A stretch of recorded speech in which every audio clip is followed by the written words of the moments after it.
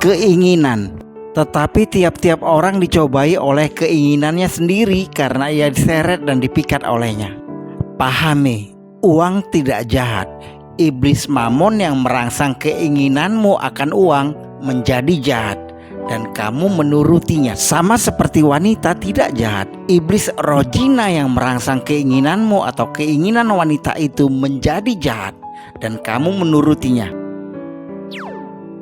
Kasih menjadi dingin, uang mematikan perasaan. Dan karena bertambahnya kedurhakaan, maka kasih kebanyakan orang akan menjadi dingin. Allah adalah kasih, tapi kebanyakan pernikahan manusia tidak lagi disatukan atas dasar perasaan kasih, tapi didasarkan keinginan akan uang. Bagi kebanyakan orang, itu dasar yang paling penting menggantikan kasih yang datang dari Allah. Itulah fakta yang sedang terjadi di zaman sekarang ini. Bagi kebanyakan orang, kasih yang disatukan atas dasar keinginan akan uang ini bukanlah datang dari Allah, tapi keinginan yang dirangsang oleh iblis, Mamon. Artinya, Mamon ingin bertahta dan menjadi tuan di atas hubungan itu.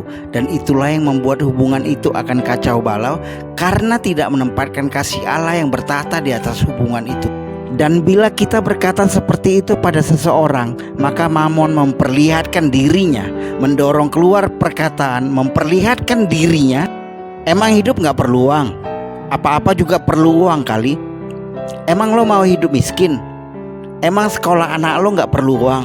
Itulah perkataan yang didorong oleh Mamon yang berbicara untuk melegalkan rangsangan jahatnya kepada manusia. Dialah iblis penutup akhir zaman sekarang. Mamon, iblis di balik uang dan kekayaan. Kata Mamon berasal dari kata Yunani mamonas, diterjemahkan sebagai uang, kekayaan, dan harta benda. Yesus berkata, "Tak seorang pun dapat mengabdi kepada dua tuan, karena jika demikian ia akan membenci yang seorang dan mengasihi yang lain, atau ia akan setia kepada yang seorang dan tidak mengindahkan yang lain. Kamu tidak dapat mengabdi kepada Allah dan kepada Mamon." Inilah pernyataan keras yang disampaikan Yesus bahkan sebelum khotbah akhir zamannya di Bukit Zaitun. Kamu harus pilih, dan pilih sekarang. Dialah jenis iblis yang Yesus sebutkan sebagai iblis yang akan membuat kasih menjadi dingin. Dialah iblis yang membuat orang mencintai uang. Dia bersembunyi di balik berbagai keinginan. Mamon adalah satu dari banyaknya iblis yang dijatuhkan dari sorga. Setelah dijatuhkan ke bumi, iblis terpecah, membentuk kerajaannya masing-masing. Itu sebabnya banyak nama dewa iblis yang berbeda. Beda daerah, beda nama iblisnya.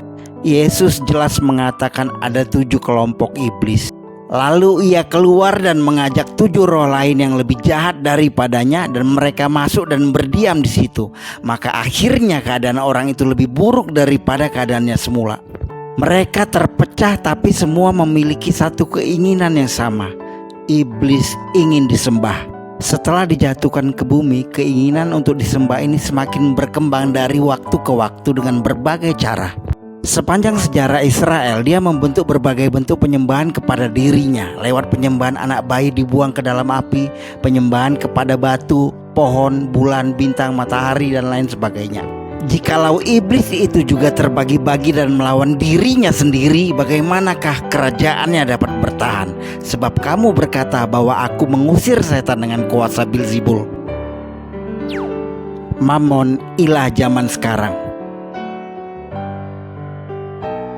Dan aku berkata kepadamu, ikatlah persahabatan dengan mempergunakan Mamon yang tidak jujur, supaya jika Mamon itu tidak dapat menolong lagi, kamu diterima di dalam kemah abadi. Iblis, Mamon ini ingin menjadi tuan dan seolah memberi jawaban yang instan atas masalahmu. Ini jurus paling mematikan, menjerat seseorang akan berbagai keinginan lewat harapan palsu. Dia menciptakan solusi-solusi jahat yang bergelimang dosa, perjudian, prostitusi, pencurian, perampokan, korupsi, dan banyak lagi. Di balik uang cepat yang ditawarkannya, jebakan baru yang mengikat sudah dipersiapkan di depan. Contohnya, iblis merangsang seorang berjudi, merampok, yang semuanya seolah sebagai solusi cepat, tetapi berakhir jadi bangkrut atau dipenjara. Mamon seolah menawarkan obat yang mengandung racun yang menyebabkan berbagai penderitaan. 2000 tahun lalu Paulus menuliskan ayat ini membuktikan hikmatnya sudah melihat apa yang terjadi menjelang akhir zaman di zaman kita sekarang ini. Tetapi mereka yang ingin kaya terjatuh ke dalam pencobaan, ke dalam jerat dan ke dalam berbagai-bagai nafsu yang hampa dan yang mencelakakan, yang menenggelamkan manusia ke dalam keruntuhan dan kebinasaan. Iblis tahu dan mengikuti perkembangan zaman akan apa yang menjadi keinginan manusia. Ini sangat jelas digambarkan tahun demi tahun lewat kejatuhan Daud, Salomo, Samson, bahkan Yudas Iskariot. Bahkan banyak peristiwa zaman sekarang yang urusannya gak jauh dari uang. Dan zaman sekarang ini mamonlah yang berkuasa di balik iblis yang merangsang keinginan akan uang, membutakan hubungan kasih antar pasangan manusia. Ingat, iblis sangat-sangat membenci tali kasih murni. Mamon ada di dunia ini, masih mengikuti tren agar bisa merangsang apa yang tepat kepada telingamu, matamu, pikiranmu. Dan Mamon tahu pasti banyak manusia mengeluh akan kemiskinan. Ini kesempatan mereka melancarkan rangsangan kejahatan. Mereka saling bekerja sama dengan roh jinah dan roh kesombongan untuk satu tujuan, membunuh. Orang yang sudah kaya pun mereka rangsang untuk terus mengejar kekayaan. Banyak orang terjatuh dan sampai di penjara oleh rangsangan Mamon. Semua ini menggenapi seluruh pernyataan Yesus tentang Mamon. Fenomena pamer kekayaan dari berbagai manusia di berbagai media dan platform hanyalah bagian penggenapan akhir zaman sekarang ini. Tepat seperti yang dituliskan Paulus. Ketahuilah bahwa pada hari-hari terakhir akan datang masa yang sukar. Manusia akan mencintai dirinya sendiri dan menjadi hamba uang. Mereka akan membual dan menyombongkan diri. Mereka akan menjadi pemfitnah. Mereka akan berontak terhadap orang tua dan tidak tahu berterima kasih, tidak memperdulikan agama, tidak tahu mengasihi, tidak mau berdamai, suka menjelekkan orang, tidak dapat mengekang diri, garang, tidak suka yang baik, suka mengkhianat, tidak berpikir panjang, berlagak tahu, lebih menuruti hawa nafsu daripada menuruti Allah.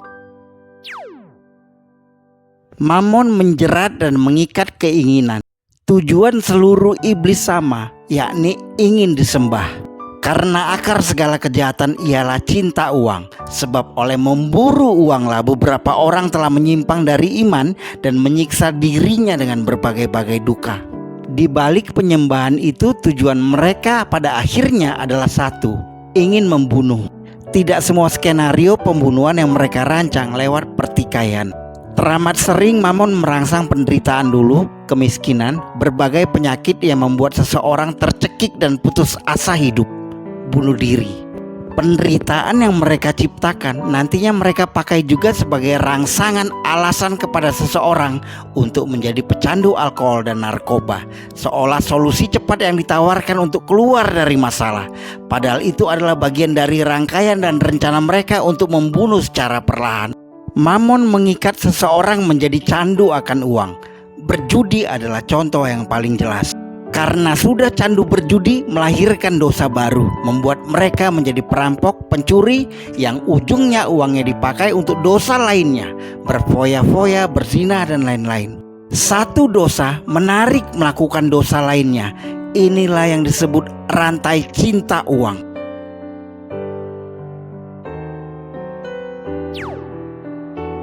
Melawan rangsangan Mamon. Iblis selalu merangsang keinginan. Bagaimana cara mengatasi diri agar tidak jatuh cinta sama uang?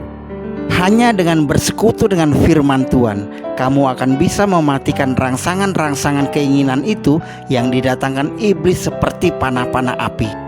Janganlah kamu menjadi hamba uang dan cukupkanlah dirimu dengan apa yang ada padamu. Karena Allah telah berfirman, aku sekali-sekali tidak akan membiarkan engkau dan aku sekali-kali tidak akan meninggalkan engkau.